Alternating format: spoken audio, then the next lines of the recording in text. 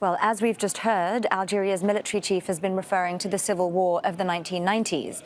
What came to be known as Algeria's Black Decade began in 1992 with a military coup which prevented the opposition Islamic Salvation Front from winning a second round of what was meant to be the country's first democratic election. The war that ensued killed 200,000 people and injured many more. 15,000 Algerians also disappeared.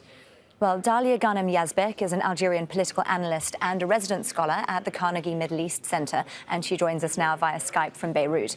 Dalia, I believe you were just in Algiers observing the protests? Yes, indeed. I was in Algiers. I just flew back to Beirut.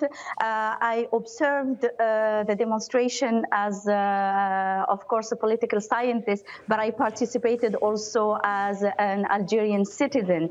And I can tell you that this is a really unique sequence of events that we are witnessing in Algeria that we haven't seen since the 90s. As I wrote it in my latest piece for Middle East Eye, it reminds me of those protests that my mother used to drag me to in the 90s.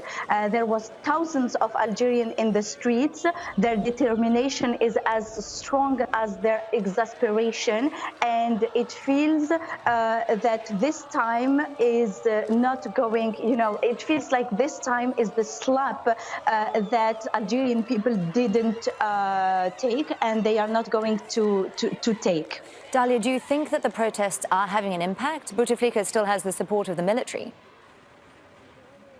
Well, I think the protests have an impact, but it is very important to keep in mind that how the Algerian regime works.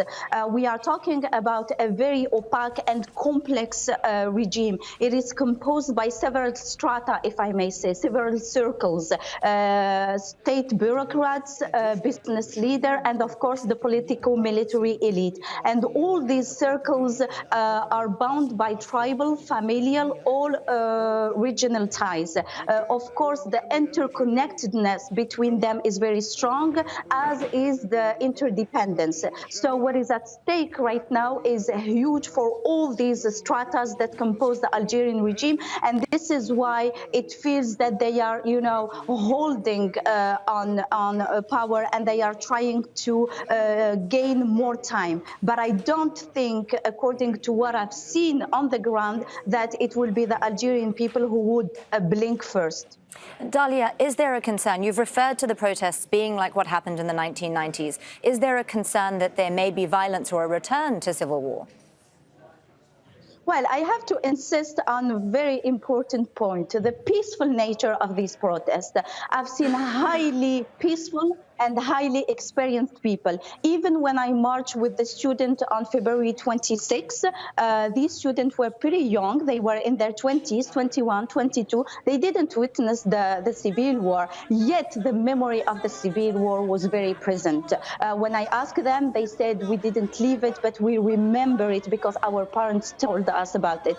And when I walked with the protester on March 1st, it was the same. The memory of the civil war is still present, and people do not want to read it and to replicate what happened in the 90s. I have to insist on how civilized and peaceful these protests were. I've seen people with garbage bag, to put their empty bottle in their bags. I've seen people who stopped chanting when reaching l'Hôpital des Brûlés in Place Audin. I've seen people who stopped chanting when reaching a place when there was a funeral. I've seen people chanting Silmiya, Silmiya, which means peaceful, peaceful, each time they reached a police barricade.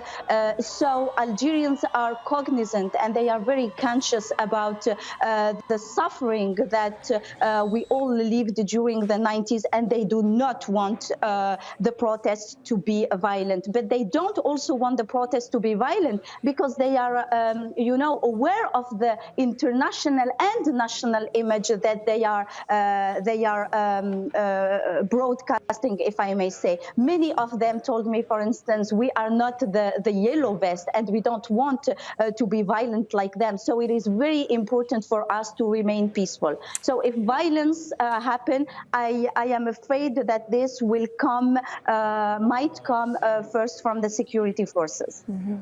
Dalia Ghanem Yazbeck, an Algerian political analyst, thank you for being with us on Al Jazeera.